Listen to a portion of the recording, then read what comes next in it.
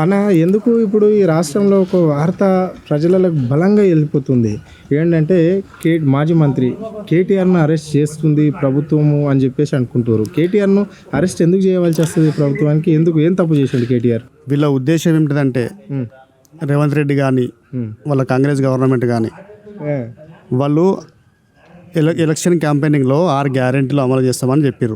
6 గ్యారెంటీలు 420 స్కీమ్లు చేస్తామని చెప్పారు. చేతనైతే లేదు. ఇంచుమించు 1 year. రేవంత్ రెడ్డి ఏం చెప్పిండు? మేము వచ్చిన 100 రోజులలో ఈ 6 గ్యారెంటీలు అమలు చేస్తామని చెప్పిండు. 6 గ్యారెంటీలు పక్కకు పెట్టిరు. ఇప్పుడు ప్రతిపక్షం వాళ్ళకు ఎలాగైతే ఇబ్బంది పెట్టాలి. కేటీఆర్ని ఎందుకు అరెస్ట్ చేయాలంటే బలమైన ప్రతిపక్షంగా కేటీఆర్ కొట్లాడుతున్నాడు. నెంబర్ 1. నెంబర్ 2 ఏంటిది? మొన్న లగచర్లలో జరిగిన ఇష్యూ వల్ల దానివల్ల కేటీఆర్ పెద్ద హైలైట్ అయిపోయాడు. మన లంబాడి సోదరుల కాపాడంలో కానీ అనేక విధాలుగా పెద్ద హైలైట్ అయిపోయాడు. అది ఒకటే కాకుండా కేటీఆర్ హైదరాబాద్ను ఇంతకుముందు ఏ మినిస్టర్ కూడా డెవలప్మెంట్ చేయాలి అంతగా. అదే మీరు ఎక్కడో జాబ్ చేస్తుర్రు, ఇక్కడ వచ్చారు. మేము హైదరాబాద్లో జాబ్ చేస్తుంటే అక్కడ కాంగ్రెస్ వచ్చినప్పటి నుంచి హైదరాబాద్లో రియల్ ఎస్టేట్ కానీ వివిధ సంస్థలన్నీ పడిపోయినాయి. కాబట్టి మేము ఊళ్ళో వచ్చి మళ్ళీ వ్యవసాయం చేసుకుంటున్నాం కామన్గా. కాబట్టి ఈ రేవంత్ రెడ్డికి ఏమవుతుందంటే హరీష్ రావు కానీ కేటీఆర్ కానీ ప్రతిపక్షంగా చాలా బలంగా కొట్లాడుతారు. వాళ్ళు చేసే తప్పులు ప్రతి ఒక్కటి ఎత్తి చూపిస్తారు ప్రజల పక్షం ప్రజాతరం నుంచి.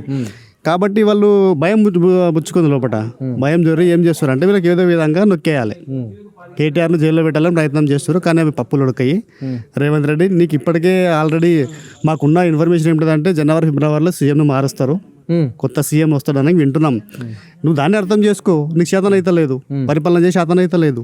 కాబట్టి ప్రతిపక్ష పుల్లకి ఏదో విధంగా ఇబ్బంది పెట్టాలని చూస్తున్నావు. అవన్నీ జరగని పనులు.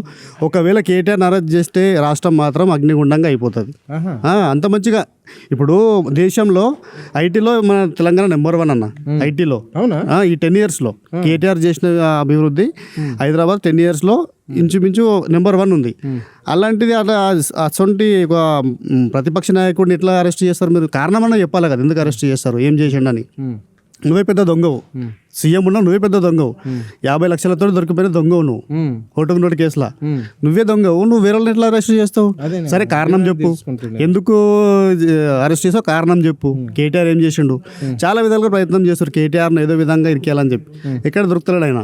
అంటే కేటీఆర్ మున్సిపల్ మంత్రిగా ఉండి ఏం అభివృద్ధి చేయలేడు, హైదరాబాద్ను మొత్తం ఫ్రాడ్ చేసిండు అని చెప్పేసి అన్న. ఒకవేళ హైదరాబాద్ అభివృద్ధి చేయకుంటే మేజర్ హైదరాబాద్లో ఎందుకు అన్ని సీట్లు మొత్తం సీట్లు ఎందుకు టీఆర్ఎస్ గెలుస్తుంది అన్న మనం అనుకుందాం. ప్రజలు తిరస్కరిస్తారు కదా పార్టీని.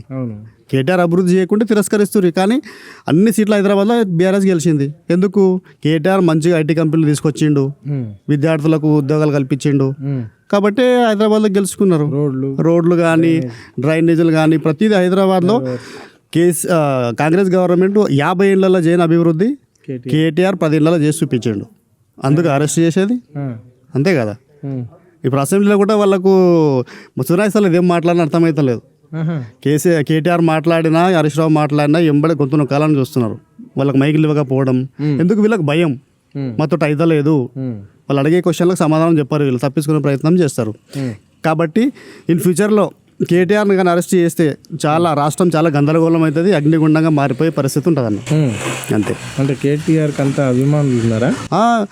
మా బీఆర్ఎస్ పార్టీకి ఇంచుమించు 60 లక్షల కార్యకర్తలని మాకు అంత ఐడియా లేదు.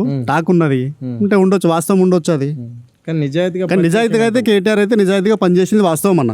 ఈ 10 ఏళ్లలో దేశంలో ఏ రాష్ట్రం అభివృద్ధి చెందినంత అభివృద్ధి కేటీఆర్ చేసిండో అందరికి తెలిసిన విషయమే.